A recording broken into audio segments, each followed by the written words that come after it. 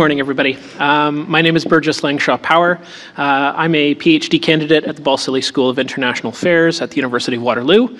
I'm also the Cadieux Leger Fellow at Global Affairs Canada, and I am a past CSAC Fellow, so I'm thrilled to be able to introduce the next generation of great climate security thinkers who I get to share the stage with today. This time last year, I was presenting my own research at a previous CSAC conference in Victoria, and now we get to hear what's happened in the last year in terms of emerging scholars. So we have 6 presentations, so a lot to cover in a very short time. Breadth of research from around the world. 2 of our panelists will be joining us virtually. Thank you to them for the very difficult challenge of presenting to an audience virtually. It's going to be 10 minutes per panelist and then 2 minutes notice, so you have 12 minutes. Please hold questions till the very end. We're going to follow the order listed in the agenda just so there's no surprises unless we have technical issues, which of course changes everything. And yeah, hold your questions till the end. We'll try to have a good Q&A period. And with that, let's get started. So our first presenter is Eleonora Cammarano. She is a master's candidate at Johns Hopkins with a degree in international affairs and a double minor in philosophy and economics from John Cabot University. Her research interests focus on the intersections of climate change and security, effective peace interventions, and the use of artificial intelligence for climate security. Eleonora, please take it away. Good morning, everybody. In December 2023, UN Secretary General Antonio Guterres declared that climate chaos is knocking on the door of every country, and we need climate action as a peace strategy. So this statement cuts at the core of what I'm here to present today. We tend to talk about climate change as a security threat, as a threat multiplier, but what if we flip the narrative here? What if climate change, which is a shared planetary crisis, becomes a shared opportunity for peace? And that's exactly what I'm here to present today. This is a brief table of content of what I will be covering under the lenses of the so-called environmental peace building.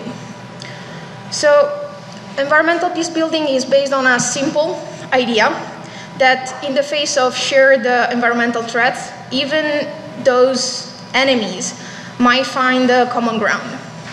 So in this presentation, I will explore both the theory and 1 case studies of environmental peace building, hoping to plant a little seed of hope in your practice. So there are different theoretical framework. What I choose here is the 3. Specifically, the first one is the so-called negative peace that focuses on the absence of direct violence. Here, environmental peace building often takes the shape of environmental cooperation to prevent violence over shared resources. Often we have coordinated tasks, but also that are grounded in resource sharing, can be over water, can be over land, generally speaking. And then the second element is the peace as a symbolic rapprochement. We often see this when there are, in the aftermath of climate or disasters. Sometimes it's not really about treaties, it's not really about institutions, it's more about the human beings that see how we are threatened by climate change in the same way. And so it's more focused on the human response that creates narrative of solidarity that can spark the next round of dialogues and diplomatic peace talks. But here what I want to point at is the third and most probably comprehensive form of peace, which is positive peace. That is defined as a sustained cooperation across actors. So it is not really just about avoiding war, but it's about enduring structures that can last different form of crisis. And that's where my case study will point at. I will focus on the Great Virunga Conservation Area between the DRC, Rwanda, and Uganda that for around 20 years has managed to integrate environmental protection practices with local conflicts, especially related to fisheries communities in the area. So, of course, it's not all success stories, and that's what I have to acknowledge the limitation of this research. We can see that around 40% of ongoing conflicts today involve some form of environmental dimension, but only 20% of peace agreements effectively mention shared resource management and other form of environmental mitigation. So there is a substantial data gap that slows process, and we also lack assured standard models. What do we learn from here? We learned that there is a conflict-sensitive dimension in environmental peace building that require local engagement that are critical for success. Another element of the so-called dark side of environmental peace building is the reproduction of structural inequalities. Think about, for example, a government that imposes on local community the presence of a park to protect ecosystems without engaging with the locals. This, of course, perpetuates power inequalities. So we need conflict-sensitive frameworks, but also local ownership, because peace goes hand in hand with equality and with equality and equity. So moving to the case study, I want to focus on the so-called Great Virunga Conservation Area that, as is pointed in the map, is at the border between Uganda, Rwanda, and the DRC. This park was established originally to protect a few endangered species, like the mountain gorilla and the okapi. And we know also that the area has been torn by ethnic violence, wars, displacements for a long period. However, in this fragile context, we have a story of cross-border collaboration where the shared idea of protecting this species led to the creation of the Greater Virunga Transboundary Collaboration, which is a secretariat where the chair is held by each of the three countries year by year to protect and overseeing the protection of biodiversity conservation. So here we have the creation of a trilateral institution that puts together former enemies with a shared goal, protecting that specific specific biodiversity habitat. So another important element of this conservation area is the presence of local NGOs and the involvement of local communities, especially in anti-poaching activities. So thanks to this structure, thanks to this organization, we have communities that have created joint patrols at combat poaching. We also, with the protection of species, this region became an attraction for forms of ecotourism. And as we know, ethical ecotourism brings also shared revenues across the community.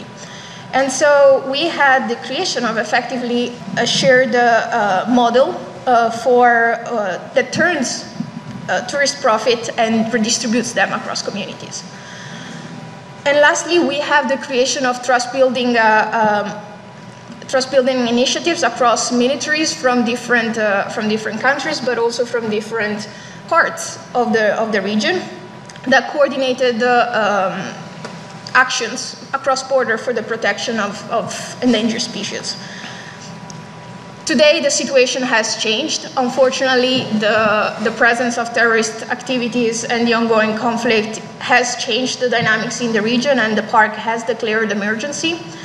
However, this highlights how after 20 years or so of peace and successful peace agreements and mediation between local communities, it's still a fragile peace. And when we talk about peace, we need local communities, but we also need the willingness of the governments to support this. So what are my recommendations here? We need an international code of conduct. We need a globally endorsed set of principles for environmental peace buildings. This will also allow us to launch a best practices toolkit for the practitioners in the area. As I said, a big element is the lack of data. So by having a global repository of tested models, field lessons, we may be able to implement this at a larger scale. Thirdly, we need the private sector involved. If we talk about ecotourism, we need to talk about ethical ecotourism, and that without ethical private practices, it's impossible. And lastly, we need the empowerment of local communities. So what we learn here is that environmental issues can offer a neutral ground, especially in situations that are ethnically and politically very tense. Share the practices and share the cooperation on natural resources can become an entry point for peace dialogues. We also find out that economic incentives matter. Conservation creates tangible benefits, and when peace brings income, it becomes more sustainable. And lastly, we need institutions. We need institutions that can represent a common ground and can become a forum for countries and parties to come and figure out their tensions, but also find grounds for collaboration. And so with this presentation, I really hope I planted the seed of hope. I planted the seed of curiosity in this new practice that can become a more widespread practice when we talk about peace. So thank you very much, and I give the floor back to the chair.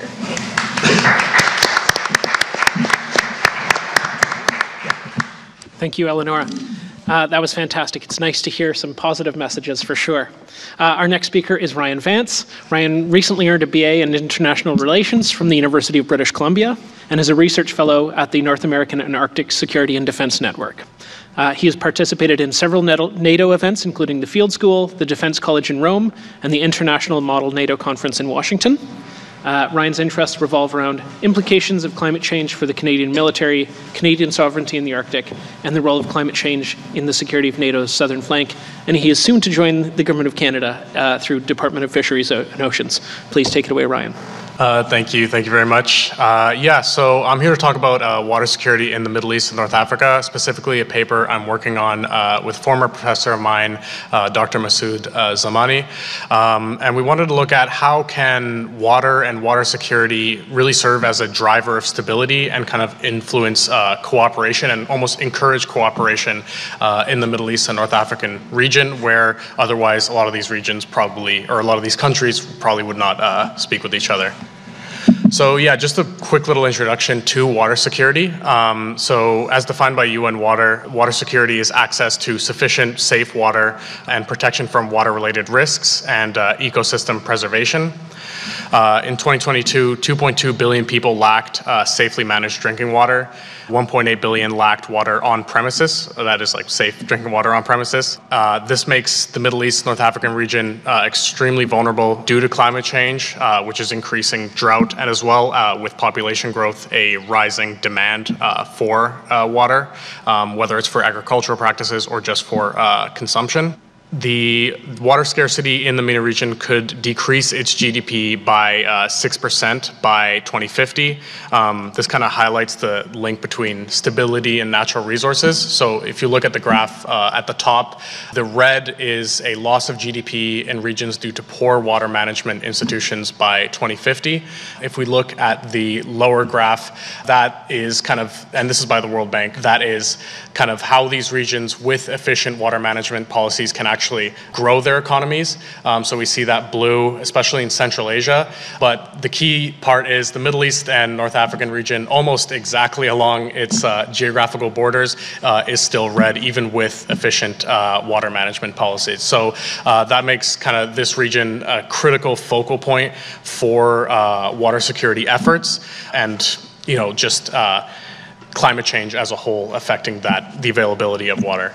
There are 276 transboundary basins in the world in 48 countries, affecting 40% of the world's population. So that kind of makes actually forming policy for water security and managing these disputes extremely difficult, as each river basin, each 2 countries, 3 countries, 4 countries are all going to have their unique differences or power relationships. So it makes it very difficult to form kind of larger blanket policies. And what we kind of came to the realization of is that when you're looking at water-related disputes, you really have to go over it from a basin level and take it really from kind of the ground up rather from the top down, meaning, you know, not less international legislation and more fostering local, regional, and national cooperation. In terms of human security, water stress, along with, you know, exacerbates human security gaps, which fuels extremism and kind of the expansion and regeneration of terrorist groups in the region. So we've seen water not necessarily as a direct cause of conflict, but, you know, its impacts on food, migration, economics definitely creates a lot more tension and can lead to all-out conflict. But, you know, despite challenges, water can foster peace building, as seen in hydro diplomacy efforts. So just a little bit about water diplomacy or hydro diplomacy. They're kind of interchangeable. It kind of refers to the use of diplomacy or diplomatic mechanisms to resolve conflicts over shared water resources to promote regional stability. So, you know, historically, it has been diplomatically effective. Of 1,831 state-to-state interactions between 1948 and 1999, 2/3 of them were collaborative, and none actually arise into formal war. So a big example of that is the Indus Water Treaty between India and Pakistan, or I should say a big example was the Indus Water Treaty between India and Pakistan, which divided the flow of the Indus River Basin between the western 3 rivers and the eastern 3 rivers, and had a mechanism for conflict resolution, and as well as the Nile Basin Initiative, which I'll get into later when talking about Ethiopia and Egypt. The reason I say is despite renewed tensions with India and Pakistan, India has pulled out of this agreement, and I think yesterday has began cutting flow to one of the rivers into Pakistan as a form of political leverage. So that is also one of the things we're going to talk about later when we talk about Syria, Iraq, and Turkey and the GAP project, where a lot of these water infrastructures can become, you know, highly politicized or used as leverage. But first, I'm going to talk a little bit just about Syria. So Syria and the Syrian civil war was heavily impacted by its worst drought that it's seen in, I think, recorded history between 2007 and 2010. Water scarcity disrupted agriculture, raised food prices, and worsened disease, which fueled violence and instability. During this process, extremists and terrorist groups such as ISIS and Al-Qaeda exploited water shortages for their recruitment in kind of very much mechanism rewarding water to communities that were favorable to them and denying it to others. And a lot of especially IS's modus operandi when taking over a municipality was to assume control of all the civil functions. There was a great example, I think, in Sherry Goodman's book in Afghanistan that mentioned the Taliban using water or division of water as a way to hold a power base in local villages. And when coalition forces actually went into those villages, they felt that tensions never really subsided because there were tensions between local herders and farmers that were usually or historically brokered by the Taliban. And once they were actually able to form an equitable water management plan, they were able to hold on to those villages a lot easier. So even at kind of more of a tactical level on the ground, having water as a solution or focusing your operations around water is a lot more effective in holding power. But within the Syrian civil war, the drought caused mass migration from the rural communities into the larger cities, and those kind of farmers and herders were forced to live in, or essentially treated like second-class citizens and forced to live in kind of makeshift settlements. And that combined with rising food prices, along with the events of the Arab Spring in 2011, led to widespread civil unrest. And this did not just isolate to Syria. The refugee crisis, as I'm sure a lot of you are familiar with, spilled over into other nations, whilst all just stemming from the human security gaps from a drought. So obviously that's not necessarily the only cause of the civil unrest, but it did play a large part. And often we found that when looking at these problems, they often try to treat symptoms of an underlying issue, being drought. So looking at it from a kind of water first or water security first perspective could be especially helpful. And just to illustrate kind of how dynamics work in kind of state-to-state interaction, we wanted to talk about the hydrohegemony concept, because the way that states kind of discuss these issues isn't necessarily on equal footing, and usually in most cases one nation will take the form of a hydrohegemon, which is a term coined by Mark Zaytoun and Jerome Warner, meaning when a dominant state controls water resources in a basin, gains a geopolitical power, and often through dam projects or water flow control. So we're looking at currently the GAP project in Turkey, but as well as now the Indus River Basin in India is starting to show a lot of the similar symptoms of that. So just quickly, Turkey controls much of the Tigris and Euphrates rivers, which has created tensions with Syria and Iraq over its use. And for Turkey, this has been a huge opportunity to spur its economic development, provide energy and irrigation to especially its southeastern regions.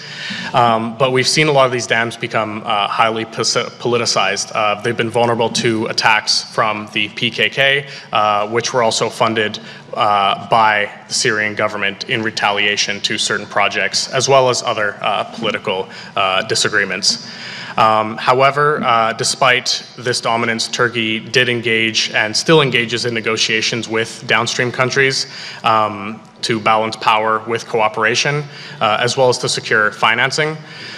So, with these interactions, we see the hydrohegemon having control over these river basins, but with fear of military or physical retaliation still coming to negotiation.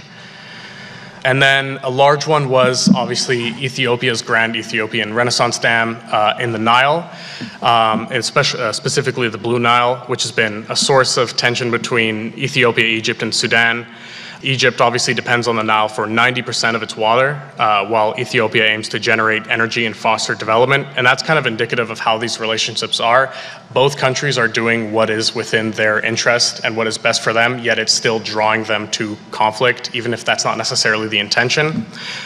For Egypt, the Nile is a lifeline, and any disruptions to its flow are a matter of life or death. However, recently, I should mention also former President Mohamed Morsi famously stated before the onset of this that Egypt would defend its Nile rights with military force, or they said with blood if necessary.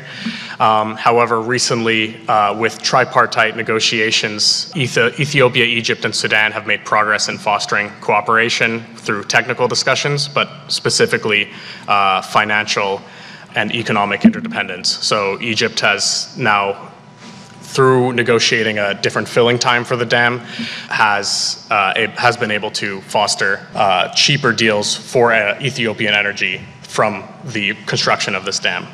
Yeah, so what does this all kind of mean? It means we need to have a domestic and regional focus when it comes to water security and when it comes to water security management. We need to strengthen institutions at a local and regional level to be able to manage a lot of these problems domestically, so they don't spill over into other countries or into the rest of the region. It shows that with climate change, we have fragile institutions, and without strong institutions, the cost of conflict over water may appear lower than cooperation. And more specifically, hydrodiplomacy needs to be pursued as along with understanding the balance between hydrohegemony and scientific foundations to facilitate more constructive negotiations between upstream and downstream states, and framing it kind of in that relationship manner. But in conclusion, water security is integral to climate and national security strategies. Building strong, tailored institutions for water management and fostering regional cooperation is essential for preventing conflict and ensuring long-term peace and stability. But essentially, water security needs to be framed more so as a national security along with every other aspect of environmental security. Thank you. Thank you, Ryan. That was awesome. I've never heard the phrase hydrohegemony before. New one for me. Thank you. Up next is Dominik. Dominik Juling is a recent graduate with a master's in environmental science from Yale University with a focus on climate change and peace research. He also earned a master's in conflict studies at the London School of Economics and Political Science and a bachelor's in political science. His research interests center on climate change, peace, and security, with a focus on northern India, so yet another geographical region to add to today's presentations, and he has experience in military service and working with NATO. Dominik, please take it away.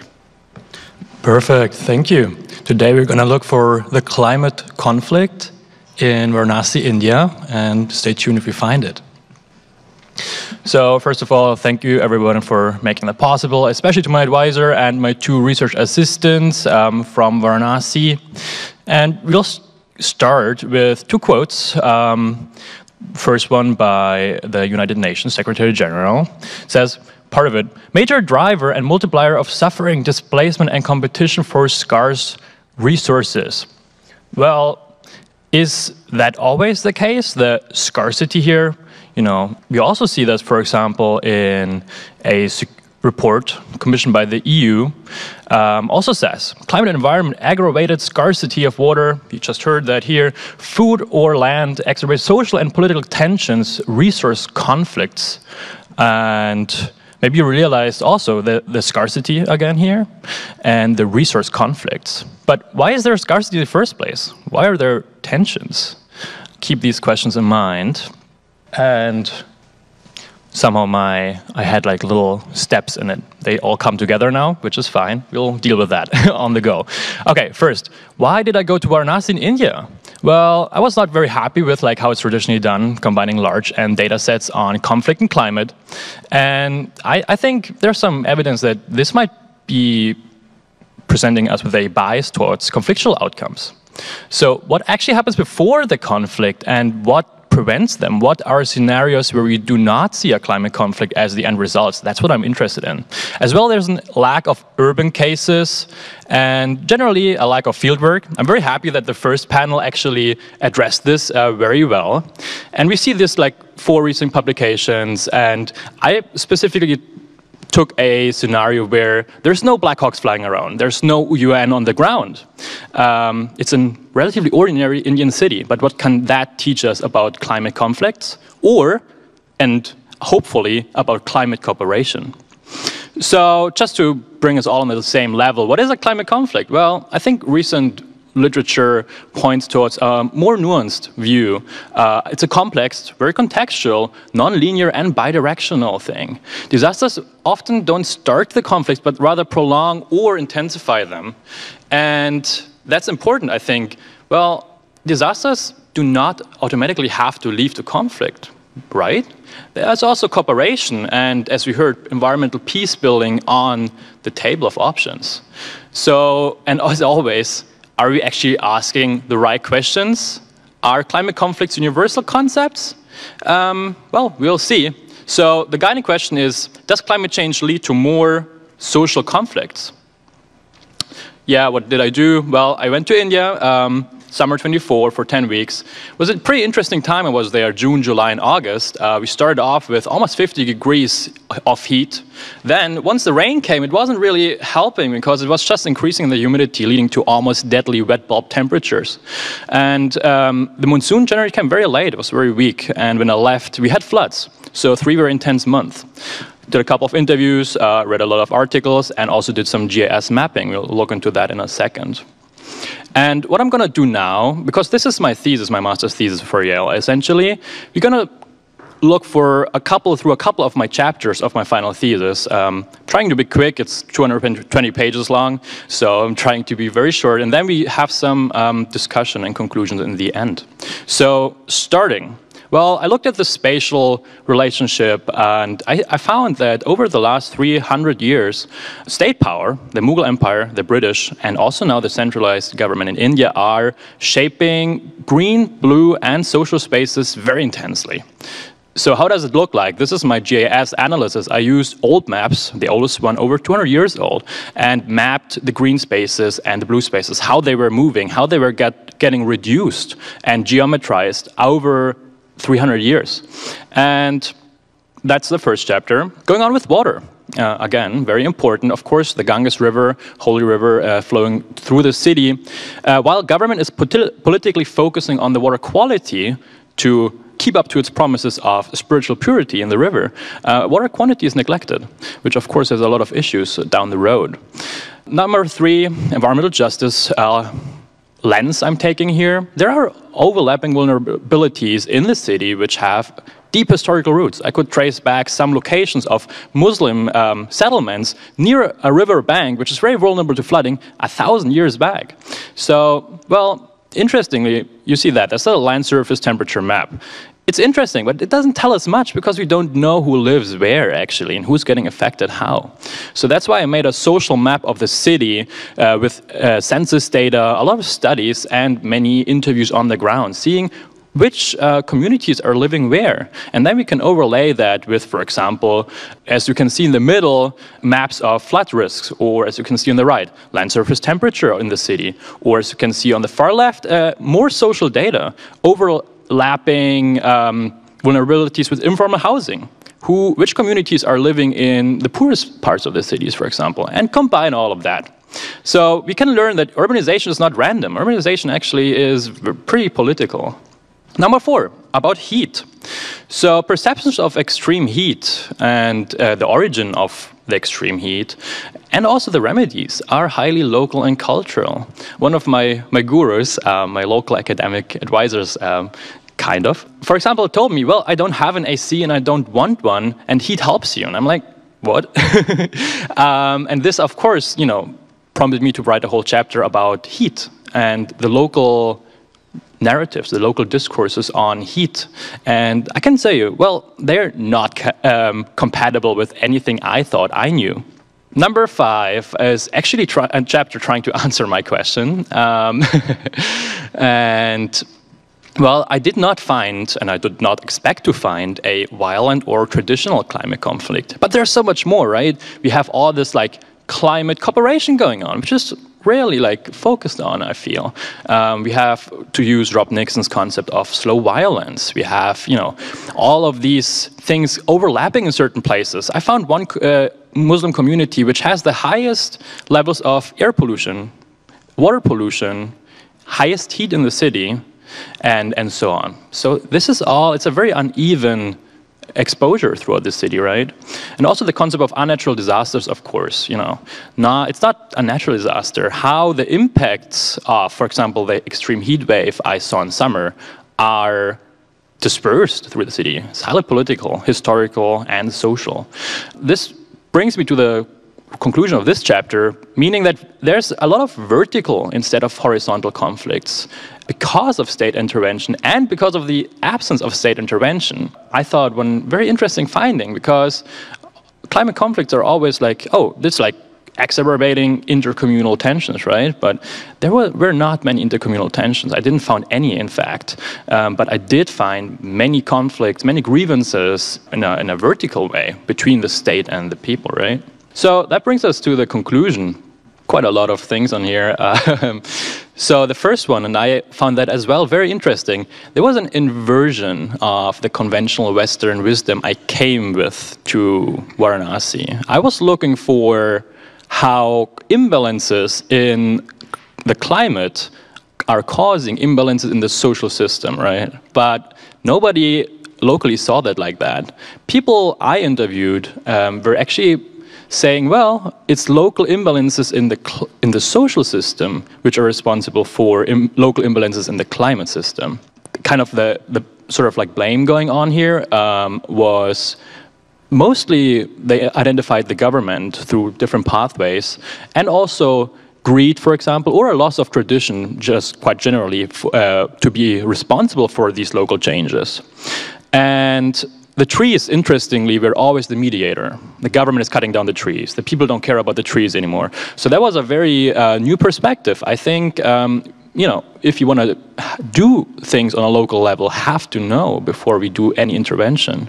Because it's so different than what the global knowledge, the Western knowledge, makes us think a climate conflict might be. So, well, that brings us that climate conflicts are actually pretty locally and historically and culturally shaped and maybe even constructed, because, as I said, the climate conflict in Varanasi is actually not climate change leading to social imbalances, but vice versa. So it brings us to think about climatizing. Climatizing conflicts might increase the analytical potential, but it should never depoliticize the underlying injustice and root causes. In this case, sometimes 1,000 years old. Climatization is also a question of power, to connect with all my prior speakers in the last panel, lots of Foucault in this room here today. Also, so climate change and its uneven effects are highly political topics, right? We cannot put the politics out of the climate conflict, and we should not. The academic debate on climate conflicts is constructed around Western views, I feel, and lots of state and security-centric concerns. But these all dissolve once you're on the local level, I feel, leaving little space for local and collaborative narratives and approaches.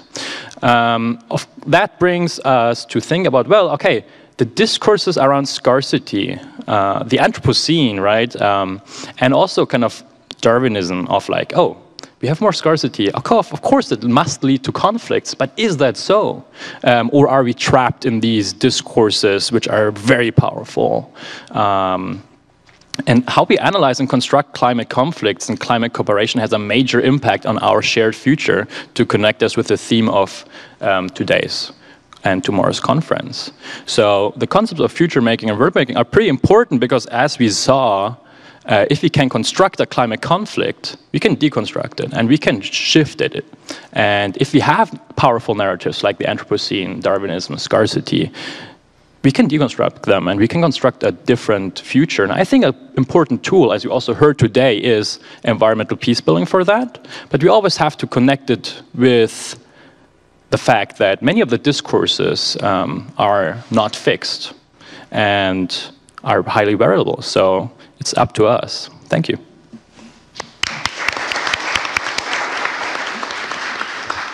I think I'm sensing the need for a paper between you two on overlapping vulnerabilities and then overlapping resilience, perhaps, as well. So, third master's incoming. There you go, exactly. Who needs just one? Our next speaker is going to be joining us virtually. We're going to go with Khang Pham. Khang is a master's candidate in international relations at the Graduate School of Asia-Pacific Studies at Waseda University in Japan.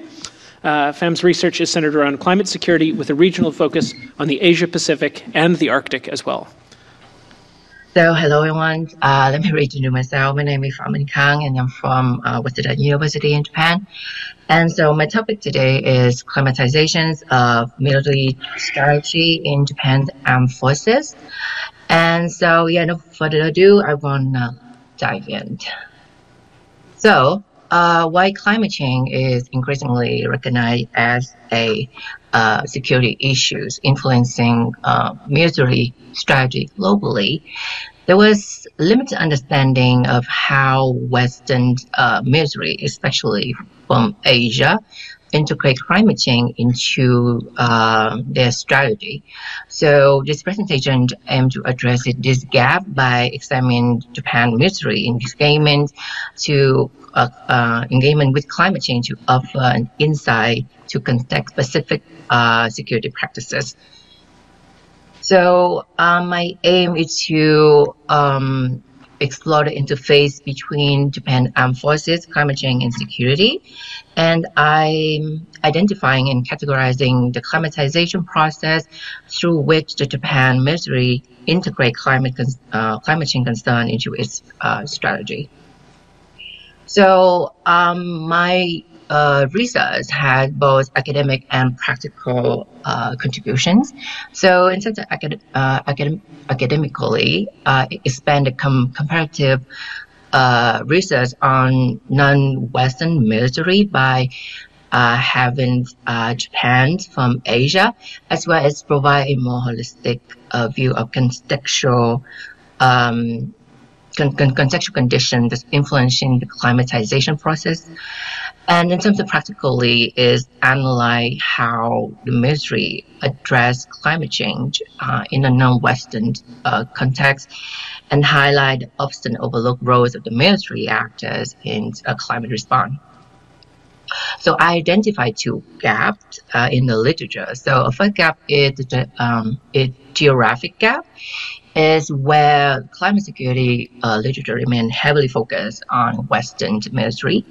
The second one is the actor gap, where the ecological roles of the armed forces are rarely addressed despite their significance. So this gap leads to my research question, which is how does the Japan military integrate climate change concern into its strategy? And yes, why Japan? There were three reasons why to Japan. The first one is the underexplored role of the military in Japan's climate security score. So current Japanese climate security scholarship focus mainly on civilian agencies like Ministry of Foreign Affairs, Ministry of Environment, Ministry of Economy, Trade, and Industry. And these research usually employ a securitization framework, framing climate change as an essential threat. And so, and why the role of Japanese military in this climate security score is largely unnoticed. The second one is the climatization framework, and I argue that this framework is more suitable to understand the Japan military approach and the securitization. So climate change first mentions in Japan Defense White Papers in 2020 as a relevant issue to the defense sectors. And over the years, the framing of climate change as security issue had evolved, but there was no evidence showing like any exceptional measure happened. So that's why I make this kind of argument. And the third reason is institutional and again geographic context. Is Asia country, and in terms of institutional context, is have the Article 9 of the Constitution that limit a certain military capability, and therefore the Japan's military self-defense forces have to navigate the climate security by prioritizing defense and disaster relief capability. So that's the three reasons that I choose Japan.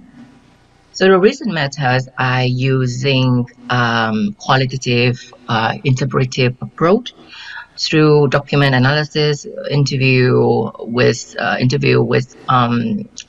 Japanese expert, as well as discourse analysis. I analyze official documents that's publicly available through government website. So for example, the Defense White Paper, the National Security Strategy, National Defense Strategy, and the Defense Build-Up Program. I also do conduct interview with experts to validate my finding. So first, I would like to explore the Japan perspective on climate security at an international level. So Japan approach to climate security at international level take a cautious stance, but evolving approach to acknowledge climate change as a security issue. However, it's view climate change primarily through the lens of human security rather than traditional military security. And its stand evolved from recognize climate change as a global challenge, require UN involvement from the first UNSC debate on climate security in 2007 to acknowledge indirect effect of climate change on national security in 2011 to link climate change to basically using the framing of threat multiplier recently, and it do so by focusing on adaptation measure, disaster risk reduction framework, and UN-wide coordinations, and it resists a narrow security focus by the UNSC. So in terms of domestic level, Japan's approach review a gradual and moderate securitization through civilian and non-military lenses. For example, in 2022 National Security Strategy, it's linked climate to national security, but the overall tone is climate change as a secondary to geopolitical threats like China, North Korea. And as a result, in other related strategic document, 2022 National Defense Strategy and Defense Build-Up Program emphasize resilience on facility as well as the disaster relief capability. And the key challenge is interministerial rivalry in terms of priority between different ministry, as well as who gets to use the term security. So in Japan, security, Anzen also, they have a different connotations. And one of the interview said that they don't use Anzen also in daily life. And it was like a competing in use on who gets to use security in the framing. For example, when the MOD tried to use climate security, the MOD, the Ministry of Defense, come into saying you cannot use climate security. Therefore, they try to shift to climate crisis.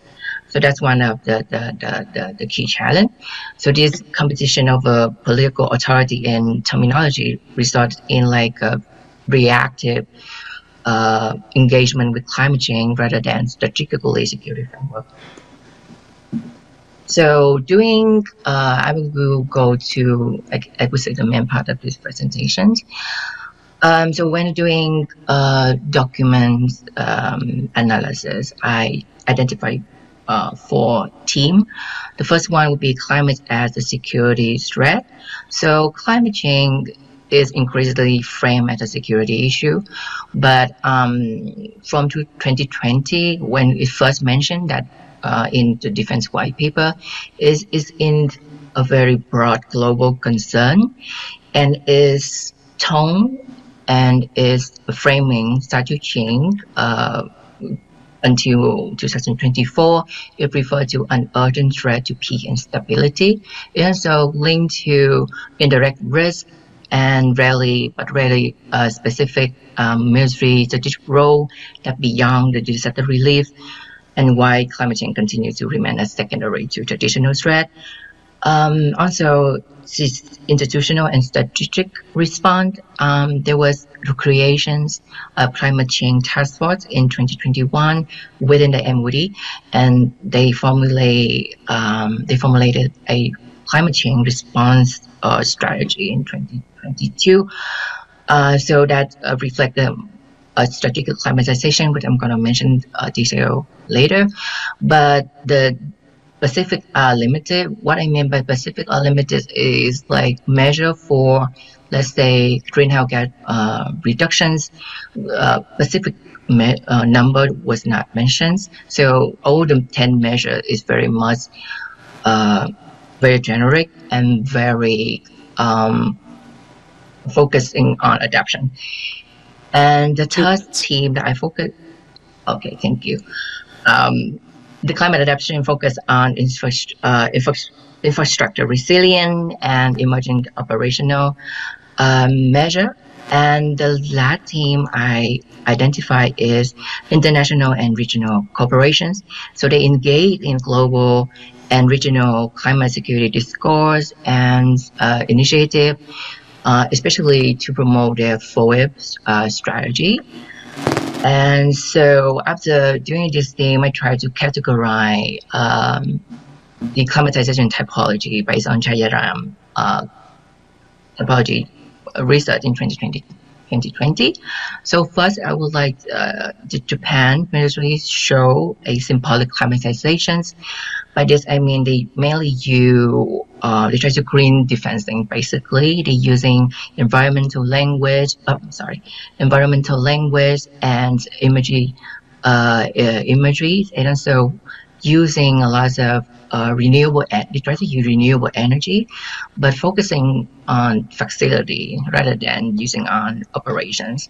And there was a lot of public statements that emphasize Japan's commitment to global climate goal. All of it happened without substantial military-specific measure. The second one is the second level is strategic climatization. Climate bandwagoning, and they use whole government approach.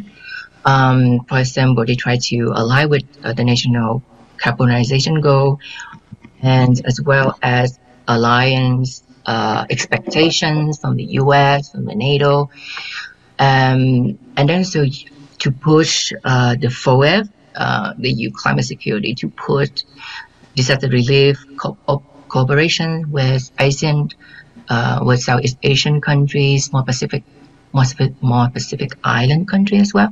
And the most important one is the EU climate program to justify the military budgets. Here is to increase the funding for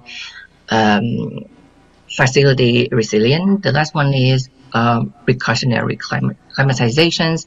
This one is very limited. There was no risk assessment like the NATO, so it's very much still focused on resilient infrastructures, renewable energy adaptation and facility, and there was a focus on disaster relief, both domestically, and internationally. So, and last one I want to wrap up everything is transformative. There was no evidence showing this, as seen in most military on the world. So yeah, that's the end of my presentation. Thank you.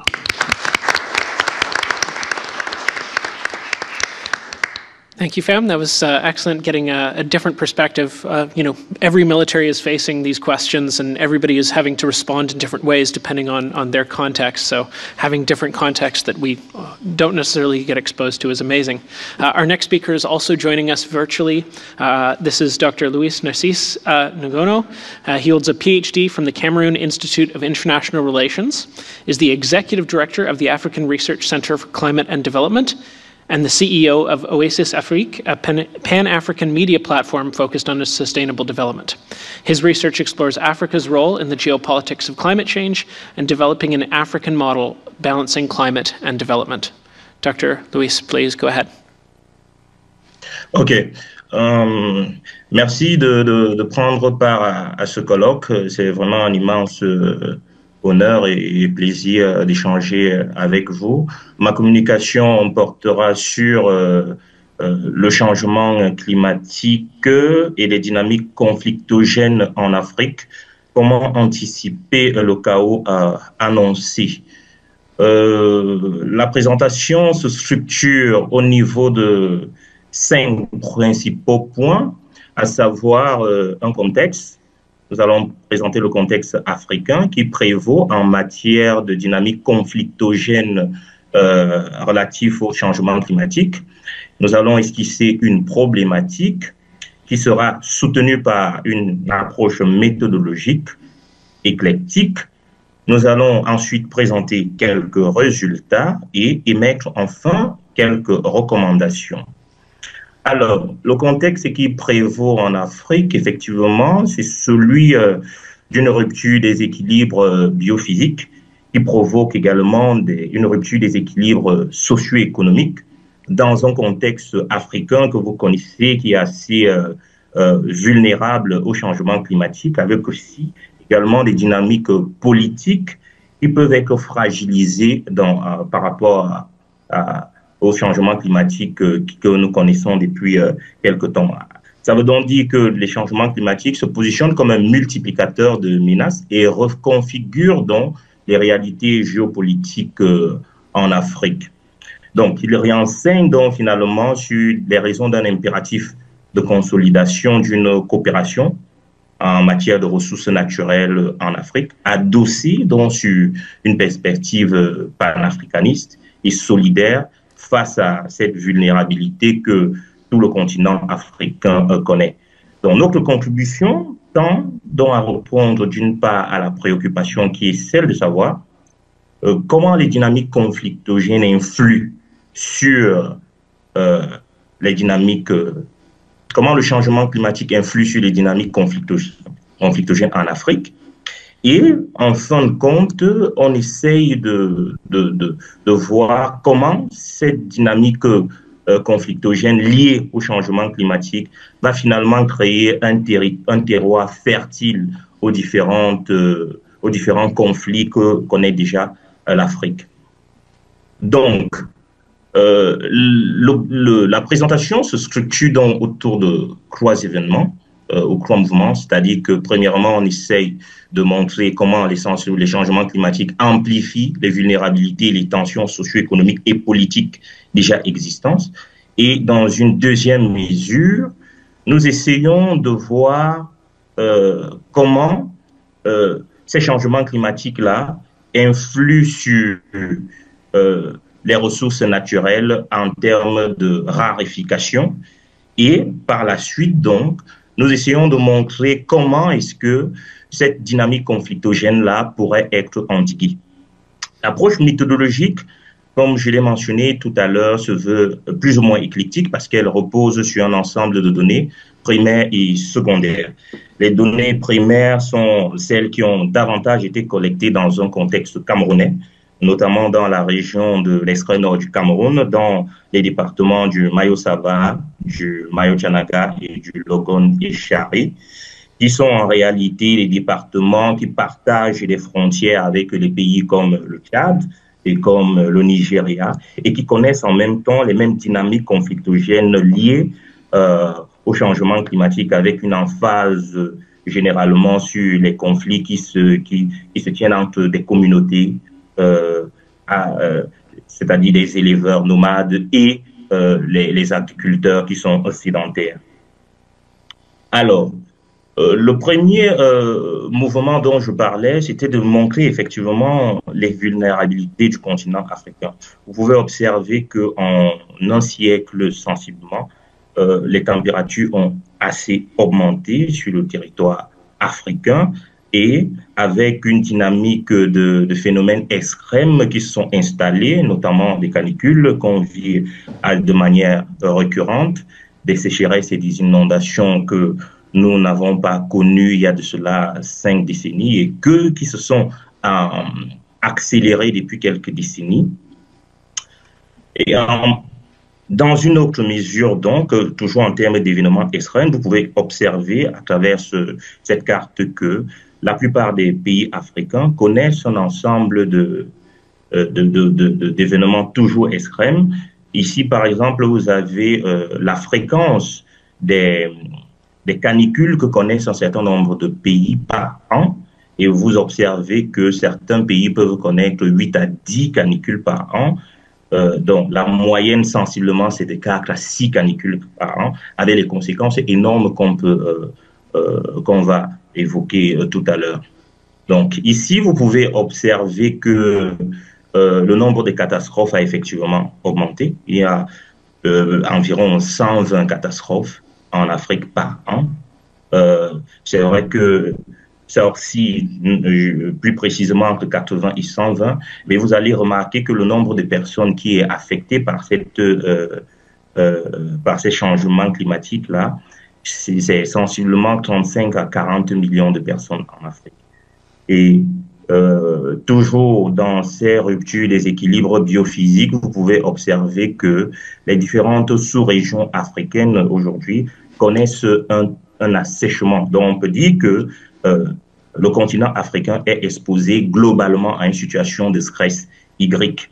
La situation est davantage plus exacerbée en Afrique de l'Ouest, en Afrique centrale et même en Afrique australe. On peut observer que le risque associé à l'eau est assez élevé, extrêmement élevé par rapport à certaines prédispositions géographiques, par rapport au stress hydrique. Donc, lorsque ce portrait est fait au niveau de l'Afrique en matière de rupture des équilibres biophysiques et de tous ces manifestations du changement climatique. On se rend donc compte que les conflits déjà existants, parce que le changement climatique, on ne peut pas dire qu'il crée en lui-même l'insécurité en Afrique ou bien crée des conflits de manière originelle, mais il joue le rôle d'amplificateur et on va donc se rendre compte que en affectant la production agricole, en affectant la biodiversité, en affectant la résilience au certain nombre de ressources, en affectant aussi la survie de certaines populations qui sont sur une corde raide, ces changements climatiques-là viennent donc amplifier cette dynamique conflictogène parce que la raréfaction des ressources naturelles fait en sorte que les populations qui sont dans une logique de survie dans leur milieu deviennent plus regardantes sur les ressources à exploiter. Et donc, les communautés qui doivent donc partager ces différentes ressources-là se trouvent très souvent dans des situations de conflit. Donc, le changement climatique rend donc plus difficile aussi les interventions visant à répondre aux tensions de conflits violents. On observe donc une recrudescence, comme je le disais tout à l'heure, de la violence communautaire en Afrique. Je vous ai pris, par exemple, notre terrain de collecte qui était le Cameroun. L'année passée, il y a eu des conflits entre ces différentes communautés éleveurs et agriculteurs qui s'est déporté jusqu'au Nigeria et au Tchad, avec un bilan très lourd en termes de centaines de morts. Donc, en termes de résultats aussi, on se rend compte que la gouvernance des ressources naturelles et foncières, hydrauliques et pastorales pose problème. Donc, comme le changement climatique affecte la qualité et la quantité des ressources, donc on peut se rendre compte qu'avec des vides juridiques ici et là sur la gestion de ces ressources naturelles-là, ça crée donc les conditions d'une amplification de ces différents conflits. Donc, comme je le soulignais tout à l'heure, la mauvaise gestion de la sécheresse y est aussi pour quelque chose, le faible niveau de représentation politique, les lois disparates relatives à l'environnement, au pastoralisme, à l'agriculture et à la pêche sont autant de facteurs susceptibles d'accroître ces vulnérabilités climatiques. Donc, et ce qu'on observe aussi, étant donné qu'il y a un impact des changements climatiques dans certains milieux, ça veut dire que les zones qui peuvent être exploitées en matière sur le plan de l'agriculture vont subir une certaine intensification, une certaine surexploitation des ressources. Et le phénomène à moyen-long terme, c'est qu'il y aura davantage un amenuisement de ces ressources-là et les communautés vont également se retrouver dans des situations où il va falloir partager ces ressources-là ou alors entrer en conflit pour la gestion exclusive de ces ressources-là. Donc, on peut aussi signaler que le lac Tchad, sur lequel 30 millions de personnes dépendent au Tchad, au Niger, au Nigeria, a rétréci de sensiblement 90%. Et la conséquence qui en résulte, c'est que le taux de criminalité dans cette zone transfrontalière a également augmenté. 2 minutes. Donc, OK. Effectivement, je vais tenir dans les délais, ne vous inquiétez pas. Bon, en termes de recommandations pour boucler ma présentation, nous pouvons dire que le point d'ancrage pour sortir ou alors pour anticiper ce chaos annoncé, c'est la gouvernance. Et la gouvernance doit être adossée sur une bonne gestion des ressources naturelles. Il faut un développement économique au niveau local. Il faudra justement aussi un ensemble de politiques d'adaptation. C'est vrai que notre gouvernance climatique internationale est davantage axée vers l'atténuation, mais en contexte africain, il va falloir que les décideurs essayent de peser un peu plus dans cette gouvernance internationale-là pour avoir un ensemble de ressources en matière d'adaptation au changement climatique. Donc, on peut donc dire qu'il faut agir à 3 niveaux sensiblement, c'est-à-dire au niveau local, dont l'État doit créer les conditions pour que, au niveau local, il y ait non seulement le développement, comme je vous l'ai dit, mais que les populations soient sensibilisées à ce phénomène de changement climatique et à ses implications qui vont restructurer le rapport que les populations ont avec le milieu. Il y a aussi des solutions qui doivent être apportées au niveau des États parce que il y a un ensemble de ressources que partagent les États. Et si le changement climatique et ses effets tels qu'on les voit ont une incidence sur ces différentes ressources-là, il faut s'attendre aussi qu'on ait des dynamiques conflictogènes entre ces différents pays.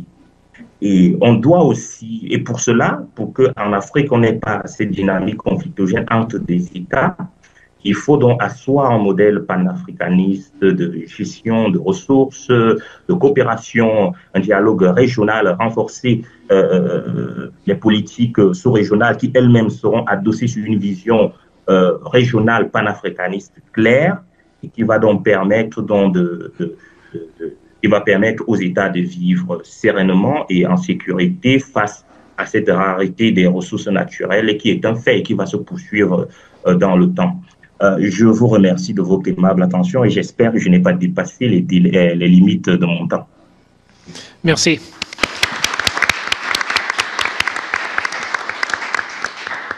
Okay, we're running short on time, but we should have enough time. Our last presentation is Romane Tasset. She's a master's candidate in sociology at Université de Québec at Montréal, researching the militarization of climate change, particularly the U.S. Department of Defense's strategies for addressing climate-related threats and enforcing climate security. Alors, je voudrais à mon tour remercier les personnes ayant participé à la mise sur pied de ce colloque et pour l'opportunité qui m'a été offerte d'intervenir aujourd'hui sur les questions pressantes de la sécurité climatique, notamment en lien avec les futurs de la guerre et de la paix, qui on voit mobilisent des acteurs quand même assez similaires de la sécurité. Je m'excuse pour la présentation en français, mais je propose un PowerPoint en anglais pour essayer de rendre compréhensible ma présentation à tous et à toutes. Donc, suite à la présentation de Khang Pham sur la climatisation des stratégies militaires japonaises, moi, je vous propose de faire un détour par les États-Unis et sur les manières dont le département de la Défense, ou DOD, s'engage pour prévenir et lutter contre les changements climatiques.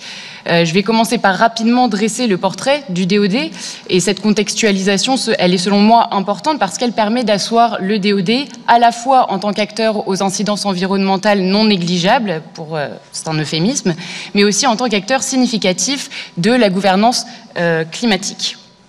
Alors, il s'agit, le DOD, de la plus importante agence fédérale des États-Unis qui embauche plus d'1 300 000 militaires en activité en 2024, ce qui en fait l'une des plus grosses armées à travers le monde, après la Chine et l'Inde, mais qui possède par ailleurs un budget s'élevant à hauteur de 900 milliards de dollars US en 2024, un budget de défense qui est bien sûr inégalé.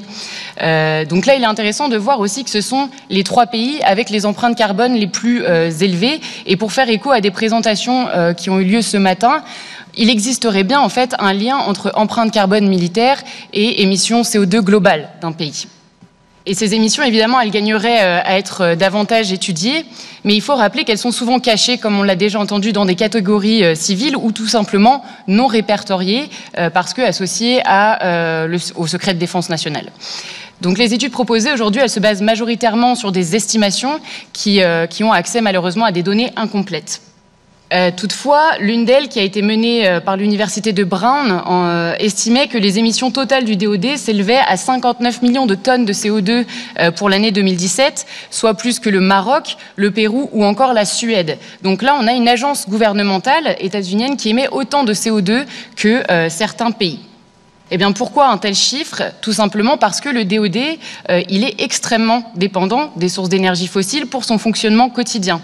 Et c'est cette dépendance-là que Netta Crawford, elle qualifie de cycle profond ou de deep cycle, qui est, selon elle, une caractéristique de l'infrastructure même du DOD, pour faire fonctionner toutes les installations militaires et l'ensemble de leurs opérations, qui sont évidemment extrêmement énergivores, comme on l'a déjà vu.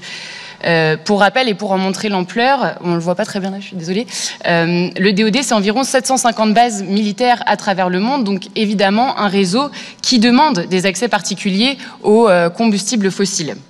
Il faut également avoir en tête que l'une des préoccupations principales des militaires, au-delà des changements climatiques, ce sont leurs capacités opérationnelles en termes évidemment de puissance, de vitesse et autres. Et en fait, aujourd'hui, il n'y a pas de sources d'énergie qui sont aussi efficaces ou en tout cas aussi accessibles à grande échelle que les combustibles fossiles pour alimenter les équipements et les installations militaires. Un autre élément important à souligner, c'est qu'en tant qu'agence gouvernementale, la priorité des missions du DOD, elle dépend largement de l'administration présidentielle au pouvoir et des ordres exécutifs qui vont être produits pendant ce mandat. Et donc, on voit bien, depuis le début de l'année 2025, que l'administration de Donald Trump a une volonté affichée, revendiquée, d'annuler et en fait même d'effacer les initiatives qui ont été mises en place au sein du DOD pour tout ce qui a trait au changement climatique depuis plusieurs décennies. Je vous ai mis le poste là de Pete Hegseth, qui est le nouveau secrétaire à la Défense des États-Unis et qui a posté que le département de la Défense does not do climate change crap. Voilà, je n'ai pas traduit, je m'excuse. Toutefois, historiquement, et ça c'est important, aux États-Unis, les changements climatiques, ils ont été cadrés en tant qu'enjeu de sécurité nationale. Et le DOD est un acteur significatif de la gouvernance climatique. Et moi, c'est à partir des publications du DOD que je tente d'explorer dans mon mémoire. Donc là, c'est pareil, c'est des résultats préliminaires, mais que j'essaie de voir les manières dont il incorpore les changements climatiques au sein de ses missions et stratégies de sécurité nationale, à la fois à travers ses discours, mais aussi à travers ses pratiques. Avant de rentrer un peu plus en détail dans cette partie, il me semble important de développer un petit peu sur ce que j'entends par sécurité, qui est qualifié souvent dans la littérature de concept contesté. Et pour répondre à cette question, je me suis nécessairement plongée dans les études de sécurité et j'ai été très inspirée en tant qu'apprentie sociologue par les travaux de l'école de Paris qui se concentrent davantage sur ce que fait la sécurité et non pas sur ce qu'elle est. Donc là où la sécurité, elle s'est historiquement développée en rapport avec l'État-nation et ses capacités de défense militaire, la perspective de l'école de Paris, elle va permettre de saisir la sécurité sous un angle d'approche un petit peu nouveau, c'est-à-dire en tant que construit social. Donc attention, là je ne veux pas dire que les changements climatiques, ils ne sont pas à l'origine d'insécurités très réelles, qui sont déjà vécues par beaucoup d'individus à travers le monde, mais cette perspective, en fait, elle me permet plutôt de considérer le DOD comme un acteur qui produit des discours et des pratiques de sécurité distincts et distinctes. Et dans la lignée de Matt McDonald, qui a déjà été cité, et bien d'autres, en fait, je considère que différents cadrages vont donner lieu à l'adoption de différentes politiques et à l'implémentation de différentes solutions. Donc pour le dire plus simplement, les solutions pour lutter contre les changements climatiques, elles vont grandement différer si on les a premièrement définies comme des menaces à la sécurité humaine, à la sécurité des individus, ou si on les considère plutôt comme des dangers à la sécurité d'une nation et de ses intérêts, qui seraient les choses à protéger. Et d'ailleurs, les transformations, on voit que au sein des documents du DOD, elles ont été nécessaires au cours des dernières années, puisque lorsqu'on s'intéresse aux productions scientifiques sur les changements climatiques, il est rapidement flagrant que ces derniers, ils constituent des menaces un petit peu spéciales, c'est-à-dire qu'ils n'ont pas d'intentionnalité particulière, on ne peut pas signer des traités avec les changements climatiques, ils ne respectent pas les frontières nationales et ils n'ont pas de solution militaire traditionnelle. On peut difficilement envoyer un missile sur les changements climatiques pour qu'ils arrêtent de suivre leur cours. Donc ça va engendrer pour le DOD le besoin de se positionner en créant des narratifs autour des changements climatiques et le rôle des militaires à jouer face à cette crise. Et pour regarder les discours et pratiques du DOD justement autour des changements climatiques, je me suis basée sur 3 grandes tendances qui sont également répertoriées dans la littérature scientifique, et qui sont la sécurisation des changements climatiques, que moi, de par mon sujet, j'associe un petit peu à la militarisation, parce que je regarde un acteur militaire. Deuxièmement, la climatisation du champ de la sécurité. Et enfin, la riskification des discours et des pratiques de sécurité. Donc il est important de mentionner que ces 3 tendances, bien qu'elles soient ici présentées comme des catégories distinctes pour répondre à des besoins analytiques tout simplement, elles ne sont pas excluantes les unes des autres et il est tout à fait possible que la climatisation des armées ou encore des efforts de verdissement ils soient concomitants à des formes de militarisation, d'accès à certaines ressources comme on va sûrement en parler au cours de ce colloque. Donc pour commencer par la sécurisation du changement climatique, il faut bien comprendre que le DOD, il y est lui-même très vulnérable et la logique dans les documents publiés par le DOD, c'est de démontrer que si les changements climatiques, ils entravent le bon fonctionnement de l'armée états-unienne, alors ce sont aussi les États-Unis qui sont en danger. Et ce cadrage qui allie sécurité climatique et sécurité nationale, il s'organise autour de 2 axes majeurs. Le fait que les changements climatiques vont modifier l'environnement opérationnel des militaires, ainsi que leur mission. Et le deuxième axe, c'est, je suis désolée, je vais un peu vite, mais que les installations militaires sont elles-mêmes vulnérables au changement climatique. Comme je le rappelle, comme je l'ai dit tantôt, c'est 750 bases militaires à travers le monde, donc la montée des eaux, des ouragans, les périodes de sécheresse, etc.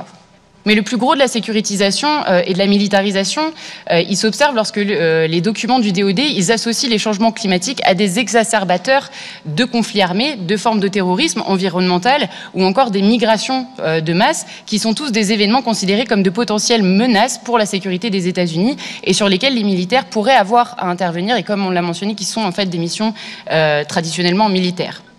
Donc là, il est possible de voir que les changements climatiques, ou en tout cas leurs conséquences dans les régions les plus vulnérables, deviennent davantage des questions stratégiques et de sécurité plutôt que des enjeux écologiques qui nécessitent adaptation et atténuation. Plusieurs personnes, en fait l'école de Copenhague, qui est à la base de la théorie de la sécurisation, dit que la sécurisation des changements climatiques a échoué, qu'il faudrait plutôt parler de climatisation. Alors qu'est-ce que c'est ? Eh bien, c'est un processus par lequel des pratiques de la gouvernance climatique s'infiltrent dans les pratiques des professionnels de la sécurité. Donc, dans les documents du DOD, en même temps que l'on parle de la préservation des intérêts nationaux, il est aussi question d'adaptation, de mitigation, de résilience, qui sont des termes aussi issus de la sécurité environnementale et de la sécurité humaine. Donc dans cette lignée, il va chercher à réduire ses émissions de CO2, à nettoyer d'anciennes bases militaires contaminées, à financer des recherches pour, par exemple, se verdir. Mais il est important de préciser qu'il s'agit d'une approche déjà qui est absolument techniciste, dont on a parlé tout à l'heure, avec une vision de la technologie qui serait un petit peu salvatrice, où les militaires pourraient jouer un rôle au niveau de l'innovation et de la transposition de ces nouvelles technologies dans la société civile, ce qui bien sûr suscite des débats. Une seconde observation, c'est que ces efforts de verdissement, ils sont extrêmement liés à des enjeux de sécurité énergétique et d'autonomie énergétique. Donc pas seulement la volonté de se verdir pour se verdir, mais par exemple, comment remplacer les batteries électriques des véhicules manufacturés en Chine ou des batteries diesel extrêmement lourdes par des batteries au lithium, mais qui seraient fabriquées à la maison. Et un dernier point, c'est que ces efforts d'adaptation, ils sont toujours pensés en lien avec la préservation des capacités opérationnelles des militaires. Donc la question, c'est de faire un petit peu comme avant, mais avec d'autres sources d'approvisionnement. Enfin, la dernière tendance que j'ai mentionnée tout à l'heure, c'est la riskification. Je m'excuse pour la typo, là, j'ai mal écrit riskification. Mais pour la riskification des discours et des pratiques de sécurité en lien avec le climat, qui est très prégnante, celle-ci, au sein des discours du DOD, eh bien, la particularité de la riskification, c'est de réfléchir les changements climatiques non plus en termes de menaces, mais plutôt en termes de risques climatiques. Et une des problématiques les plus importantes avec la riskification, c'est qu'elle met l'emphase sur la gestion du risque et non pas la prévention du risque. Donc les changements qui ont un caractère contingent, un caractère imprévisible, ils entrent tout à fait dans ce narratif. Ce qui donne lieu à une préférence pour des objectifs d'adaptation plutôt que d'atténuation, comme je le disais, et donc des objectifs sur le court terme et non pas sur le temps long. La seconde problématique majeure de penser en termes de risque, c'est que paradoxalement, en impliquant que l'on peut gérer des risques continus alors qu'ils sont imprévisibles, eh bien, ça crée une demande plus forte de sécurité et de contrôle. Et puisque le risque, il est imprévisible, mais omniprésent, il y a besoin de constamment monitorer, de constamment surveiller. Et les lignes d'effort du DOD dans les documents les plus récents, elles sont tout à fait orientées vers ce genre de pratique, c'est-à-dire le recueil de données climatiques, la planification de scénarios, la mise en place de modèles analytiques, etc., principalement, encore une fois, pour les infrastructures du DOD et sa mission de défense nationale. Donc, pour conclure, je dirais que la riskification des discours et des pratiques du champ de la sécurité, c'est un avantage pour le DOD auquel il participe activement, puisqu'il peut se présenter de par ses capacités à réagir rapidement lors de catastrophes, de par les moyens technologiques à sa disposition, comme un espèce de gestionnaire expert des risques climatiques et donc un acteur clé, voire indispensable de la gouvernance climatique. Mais je vais m'arrêter là pour qu'on ait le temps de discuter. Je vous remercie. Thank you again to all of my excellent panel members for a wonderful presentation. Yes, thank you.